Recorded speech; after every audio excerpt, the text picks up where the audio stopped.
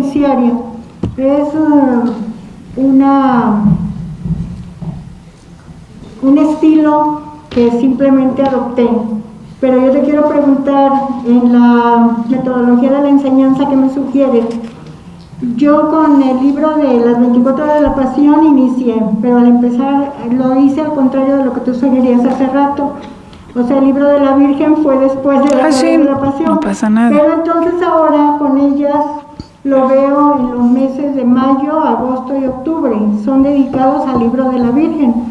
Y el resto del año, pues estamos viendo horas de la pasión y muy a pildoritas los libros de cielo.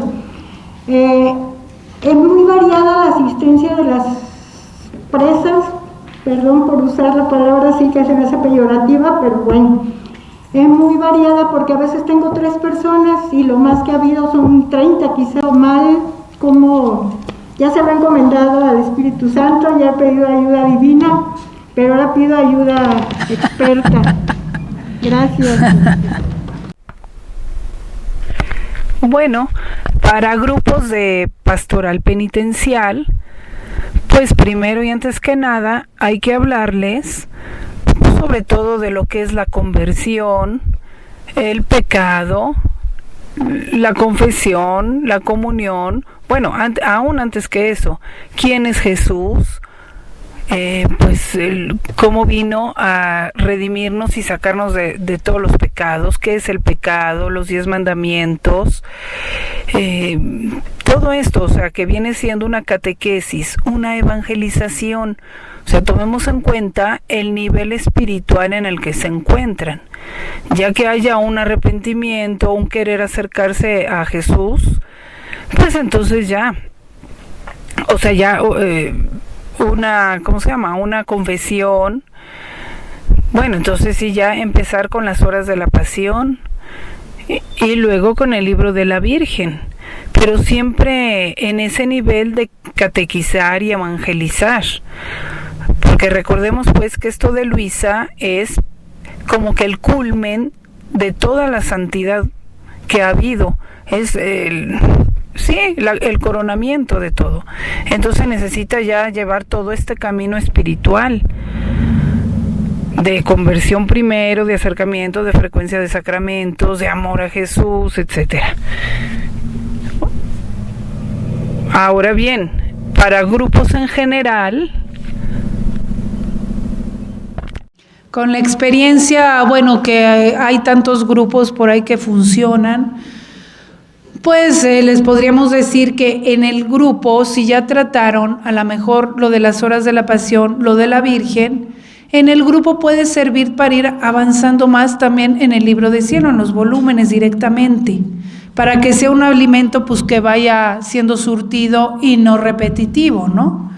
Y ya cada quien, o sea, que haga las horas de la pasión y el libro de la Virgen personalmente, si ya lo hicieron alguna vez en el grupo, pudiera ser, y ya tomar algún volumen y empezar a leerlo pues así como más ordenado, o el libro de selección de capítulos o algo así, para ir pues recibiendo más conocimientos sobre la divina voluntad y cómo obra y cómo obrar en ella.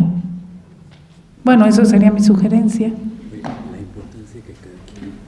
Sí, aquí también la importancia es tomar en serio esto, muchas veces se ha dicho, y que esto no es una vida grupal, es una vida personal, espiritual.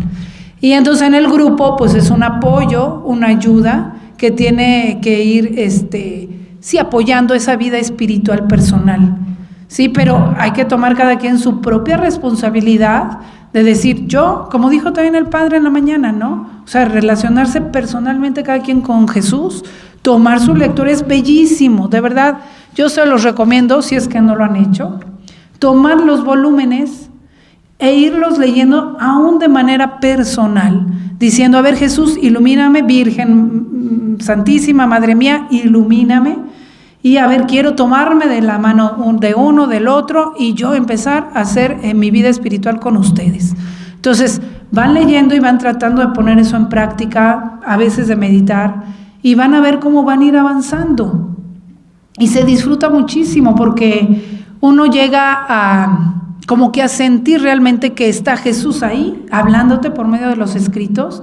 O sea, ¿cuántas personas a mí me han dicho, es que, no hombre, tenía tal duda y de verdad que yo lo abrí, lo leí y ahí nuestro Señor me respondió, me hizo comprender algo que nunca había yo pensado y solito, o sea, Dios me lo hizo, yo siento que Dios me lo hizo personalmente comprender, padrísimo, o sea, de eso se trata. Jesús dice que aquí no va a haber dirigentes, que los dirigentes van a ser Él y la Santísima Virgen de cada alma en particular. Se los leo. Del volumen 29, 31 de mayo de 1931. Cada criatura es un reino. Quien hace reinar mi voluntad en ella se puede llamar un pequeño reino del Fiat Supremo o una pequeña casita de Nazaret que tenemos en la tierra. Entonces cada alma es como una pequeña casita de Nazaret o un reino. Entonces dice: las almas que la querrán conocer para hacerla reinar en ellas, en estas almas, yo y la soberana reina estaremos a la cabeza de estas pequeñas casitas, porque habiendo sido nosotros los primeros que poseímos este reino en la tierra, es derecho nuestro, que no cederemos a nadie, ser los dirigentes de ellas. Entonces aquí está clarísimo, los dirigentes que trabajan en las almas, en cada alma, y que las van guiando y todo, son ellos dos. Y lo dice fuerte, lo repito. Habiendo nosotros sido los primeros que poseímos este reino, es derecho nuestro ser los dirigentes de cada casita, de cada alma, y no lo cederemos a nadie este derecho. Entonces, pues a nosotros nos toca no usurparlo.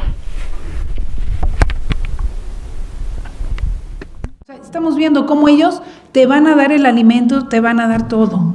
¿Sí? Nosotros nos vamos a ayudar y apoyar como hermanos que somos, pero en sí ellos son los que te cogen de la mano y te llevan. Entonces encuéntralos de manera personal y como disciplinadamente cada día, encuéntrate con ellos y vas a ver cómo vas a ir avanzando de manera personal.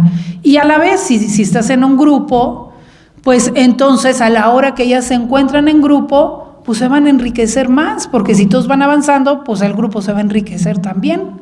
Entonces sí hay que ayudar a la gente que vaya tomando su propia responsabilidad espiritual y no en el sentido en que yo soy, por decir, yo soy el dirigente del grupo, por lo pronto, el que les voy ayudando, y pues yo les voy desmenuzando todo en la boquita y ellos no hacen nada más que recibir. No, todos tenemos la capacidad también de dar. Entonces hay que irnos alimentando para aportar también en el grupo, de manera ordenada, con humildad y como quieran. Pero sí, sería mucho más enriquecedor así.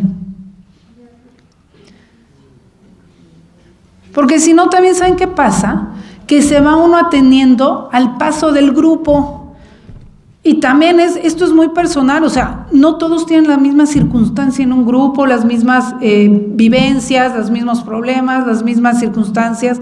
Entonces, pues tú encuéntrate personal con Jesús y vas a ver cómo para ti ahí va a estar el alimento de acuerdo a lo que tú necesitas, ¿sí? Y no nada más atenidos al grupo. Entonces, es bellísimo, bellísimo tomarlo así. Aprovecho para hacer unas reflexiones y dar unas recomendaciones a los que llevan algún grupo o cenáculo de divina voluntad.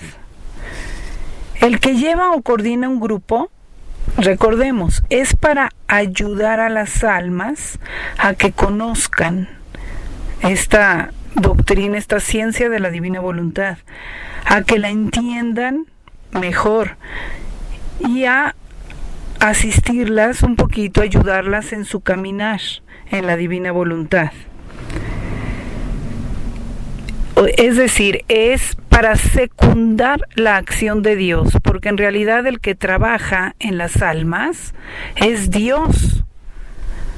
Él las ha ido llamando, Él les ha puesto esto en su corazón, Él les ha suscitado las circunstancias, incluso las penas, las alegrías, el amor, etcétera, etcétera.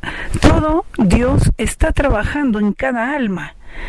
Entonces, el encargado del grupo no tiene que ponerse él a dirigir almas, sino a secundar al que dirige las almas, que es Dios. Dios Padre, Dios Hijo y Dios Espíritu Santo trabajan en cada alma. Entonces, debe de tener el cuidado de no ponerse entre Dios y las almas, como que administrar la divina voluntad, y a veces lo hacen a cuentagotas y hasta donde a cada quien le da. No, nosotros no podemos ponerle límites al Espíritu. Estamos para secundar la acción del Espíritu en cada alma. Además, hay que reflexionar esto también.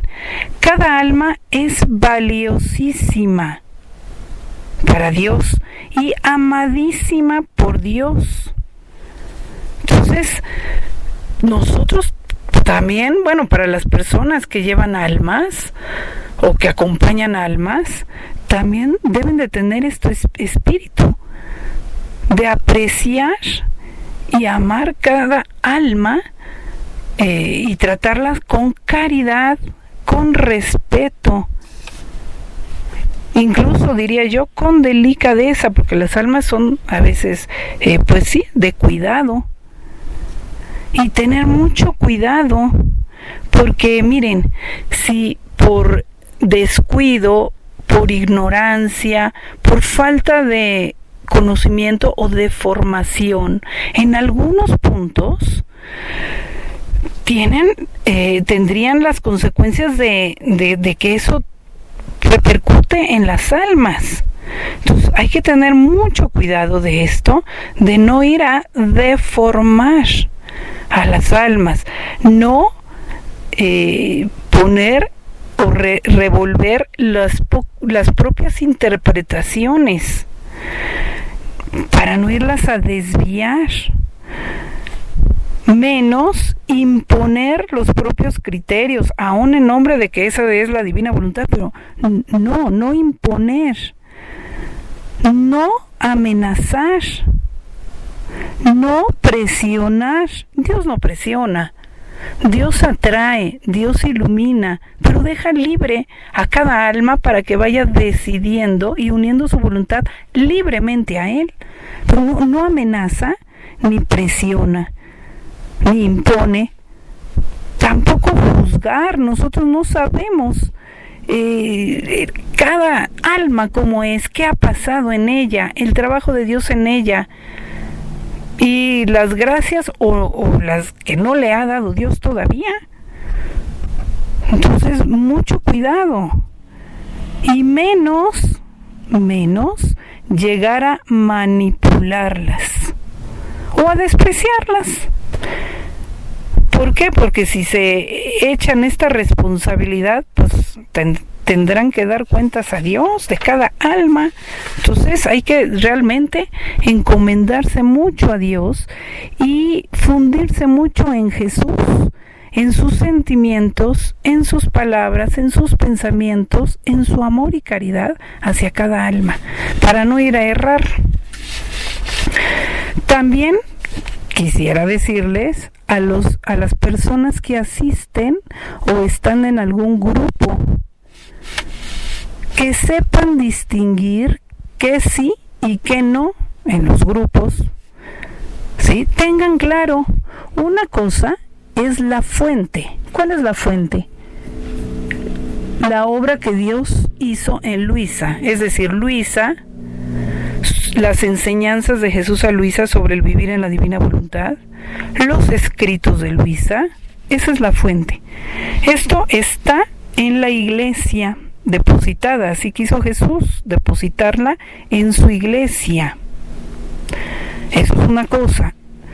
Punto siguiente, las personas que divulgan o que difunden o que llevan un grupo. Muchas seguramente, yo no voy a juzgar aquí a nadie. a mí no me toca, ni es mi intención. Hablando de los hechos, no de las personas, de los hechos. Entonces, en ese espíritu de discernimiento, no de juzgar, de discernimiento, es que estoy diciendo esto.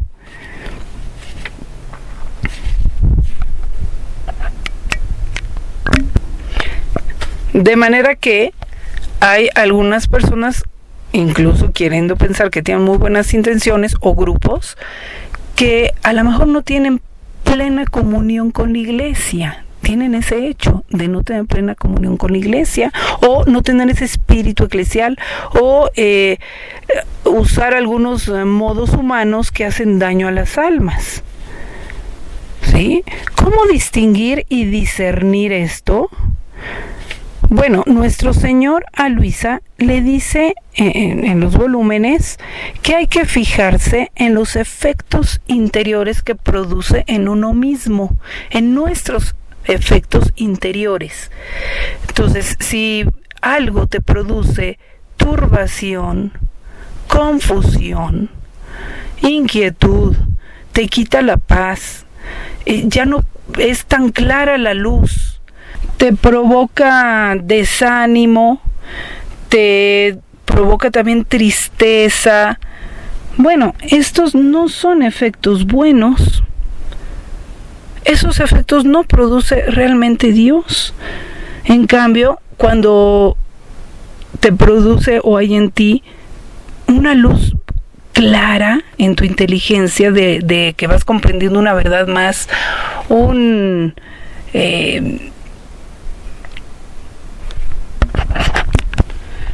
paz dentro de ti, tranquilidad, gozo, alegría interior, incluso entusiasmo por practicar el bien, por vivir en la divina voluntad. También unión fraterna, amor al prójimo, etcétera. Todos estos son frutos buenos. Entonces, si alguien se da cuenta en su inteligencia que hay cosas que no van con la verdad, o en su corazón que no le causan buenos efectos, pues lo puede dejar, hacer a un lado y seguir con la fuente y con lo que de verdad le ayude. Jesús aquí en lo de la divina voluntad no es que anule la voluntad, tampoco se aniquila. Aquí está en acto de morir continuamente. Al estarla entregando a nuestro Señor y decir, quiero darte mi voluntad y quiero obrar esto en tu divina voluntad, está en acto de morir, o sea, está viva, pero le está dando el espacio a la divina voluntad en ese acto, a que ella sea la que obre y haga ese acto con todas las cualidades que ella tiene. Pero no se aniquila, porque al siguiente acto queda viva y libre, para que libremente y con toda tu voluntad puedas hacer el siguiente acto en la divina voluntad. Entonces Jesús no aniquila, ni destruye, ni quita la voluntad humana, sino está en acto de morir, pero libremente, ¿sí?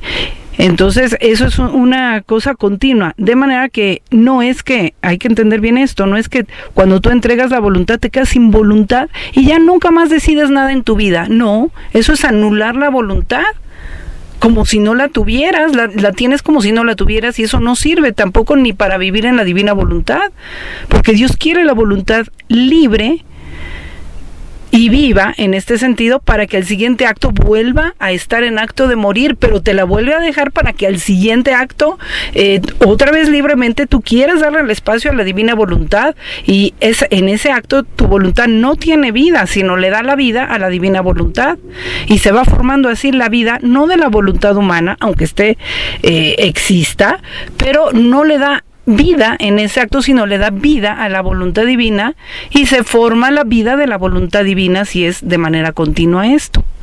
¿Ven? Y otro punto, pues aquí dentro de esta reflexión, la voluntad la estás entregando a Dios, a la voluntad divina, a Jesús. No se la estás entregando al encargado del grupo. Entonces, para que vayan distinguiendo y diferenciando.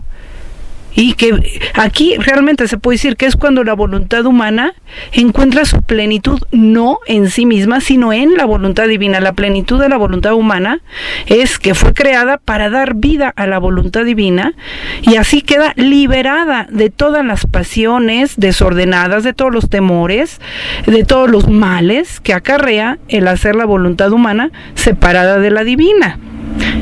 ¿Sale? Entonces, entender bien esto, para poder estar siempre en acto de diferenciar, de distinguir y de libremente hacer la voluntad de Dios y vivir en ella en todo. Y también, en cuanto a lo que estamos hablando, tomar lo que te hace bien en los grupos, en las personas, y dejar de un lado lo que no te hace bien, lo que te quita la paz, etcétera. Déjalo de un lado, ¿sí?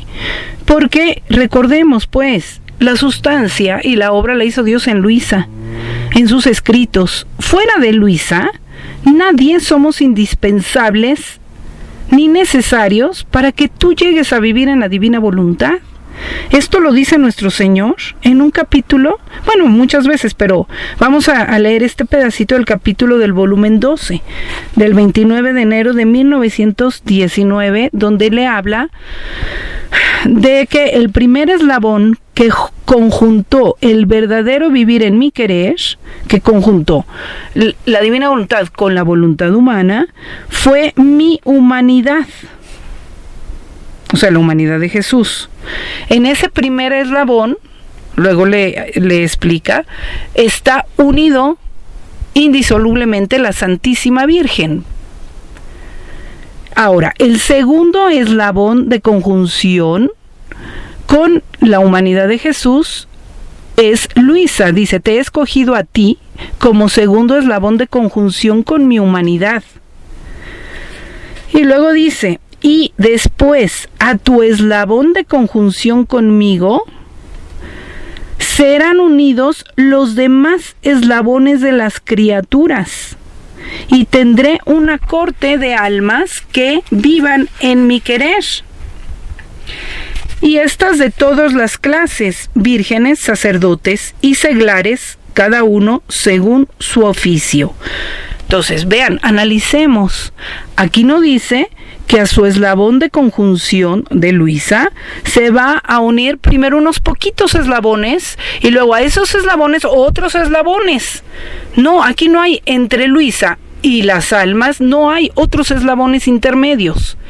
Es directamente, todas las almas se unen directamente a Luisa, a sus escritos y a la obra que Dios hizo en Luisa, a sus giros, a sus ejemplos, en lo que hay que seguir sus ejemplos, en sus actitudes que debemos de seguir, etcétera, ¿no? Tomar directamente de la fuente que es Luisa y sus escritos. No dice que a través de otras personas. Por eso les digo, nadie somos necesarios ni indispensables, excepto Luisa, es la única. Todos, sacerdotes, vírgenes y seglares, nos vamos a unir directamente a Luisa. Y entonces, ¿cómo quedamos todos los demás? Bueno, algunos como hermanos, pues irnos apoyando, ayudando en lo que sea, pero nunca siendo de obstáculo.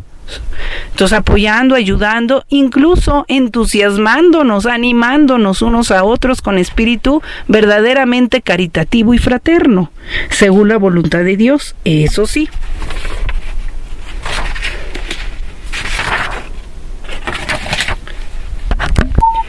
Y bajo la guía de la Iglesia, eso sí también quiere Jesús. Para eso fundó su iglesia, para que aquí tenga su pleno efecto.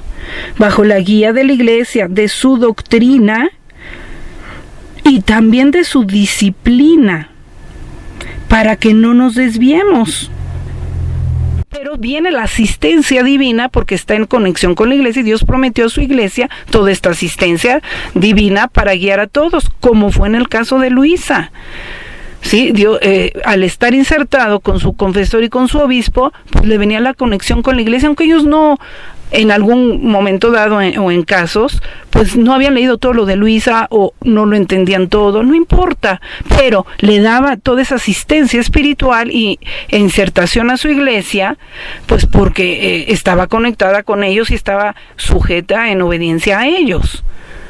Entonces, vamos a orar para que así sea, que todas las personas estén bien conectadas, primero con Luisa y con la iglesia, con Jesús, con la Santísima Virgen, que son los dirigentes, y que los grupos y eso sirvan a las almas en esta medida, sin desviarlas y todo lo que ya se dijo. Y que todas las almas tengan este discernimiento para poder realmente vivir en la divina voluntad, en paz, tranquilas, en felicidad, en armonía, y también pues que realmente sea el cielo aquí en la tierra, en esto de la divina voluntad.